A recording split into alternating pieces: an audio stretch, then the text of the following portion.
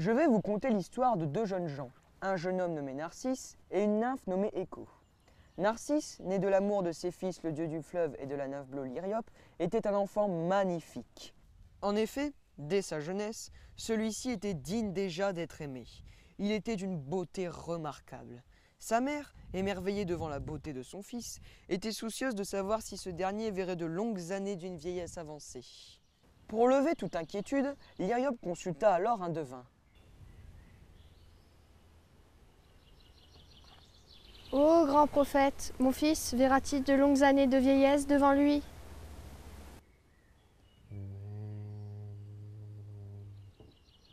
Si c'est non nourrit.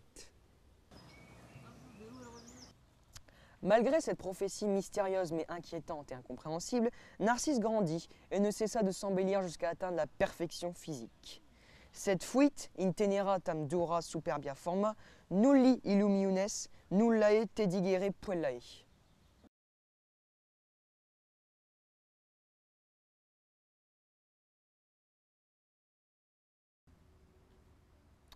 Écho, quant à elle, était une nymphe bavarde, dotée d'une bouche assez particulière. En effet, celle-ci ne lui permettait rien d'autre que de renvoyer les derniers mots d'une phrase. Pourtant, ne pensez pas que la nymphe était venue au monde avec ce handicap. Elle était tout à fait normale à l'origine, et c'est Junon qui était responsable de sa terrible infortune. Oui, cette histoire remonte au temps où Écho retenait habilement la déesse par de longs discours pour éviter que celle-ci ne surprenne les nymphes allongées aux côtés de son Jupiter. Écho parlait et parlait à Junon pour détourner son attention jusqu'à ce que les nymphes puissent s'enfuir. Mais un jour, la déesse Junon s'en aperçut.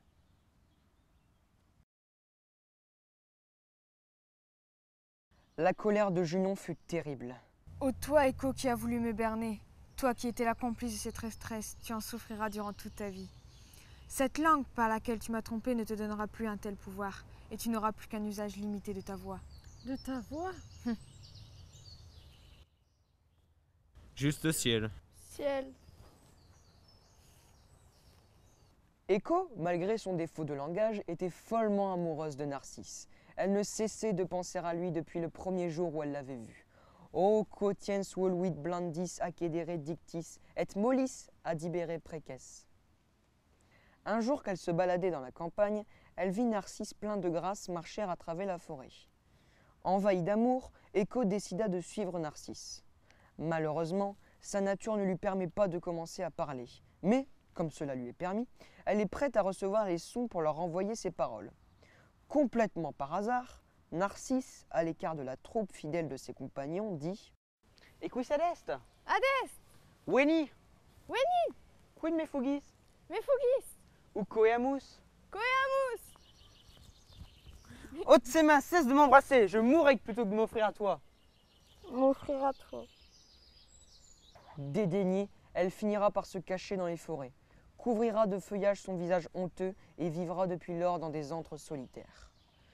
Toujours folle amoureuse, elle se laissera mourir à petit feu. Seule la voix et les os lui resteront. Sa voix demeurera intacte, mais ses os prendront l'apparence de la pierre. On ne reverra jamais Écho dans les montagnes, mais tous l'entendent encore répéter inlassablement les paroles. Sonus est, qui vivit illila. Il a. Mais revenons un peu en arrière pour assister au terrible destin de Narcisse. Ce dernier s'était joué d'elle comme d'autres nymphes nées dans les eaux ou les montagnes, ou encore d'autres jeunes garçons. Inde manus aliquis despectus ad aetera tollens. Si camet ipsilicet, sic non potiatur amato. La déesse de Ramon entendit ces justes prières. Alors que Narcisse était parti à la chasse, il fut pris par une grande soif. La déesse Némésis l'attira alors vers un fleuve qui n'avait jamais été troublé par quiconque. En s'abreuvant, le jeune homme aperçut son reflet dans l'eau et tomba subitement amoureux de cette seule illusion sans corps, sans âme. Il passa ses journées au bord du fleuve. Combien de fois il donna de vains baisers à la source trompeuse? Combien de fois il plongea dans l'eau ses bras pour se saisir du corps aperçu sans parvenir à les resserrer sur soi? Un jour, à bout de force et épuisé, il se leva et hurla en tendant les bras vers les arbres. Quelqu'un, ô forêt, souffrit-il plus cruellement de l'amour? Avez-vous déjà vu quelqu'un se consumer comme moi? Je suis cet enfant, je l'ai compris. Ô Aurore, amore mei. Que faire? Ce que je désire est avec moi. J'aurais voulu vivre plus longtemps pour que tu puisses vivre plus longtemps. Je vais mourir. Je sens mes forces qui s'épuisent. Nous rendrons ensemble le dernier souffle. Hélas, Hélas, hélas, l'enfant vainement chéri. hélas, l'enfant vainement chéri. Adieu. Adieu. Les sœurs de Narcisse, les dryades, le pleurèrent, et à leurs pleurs, Écho leur répondait. Déjà, le cortège funèbre était préparé, mais, contre toute attente, le corps avait disparu. Et à sa place se trouvait une fleur dont le cœur est jaune et entouré de pétales blancs.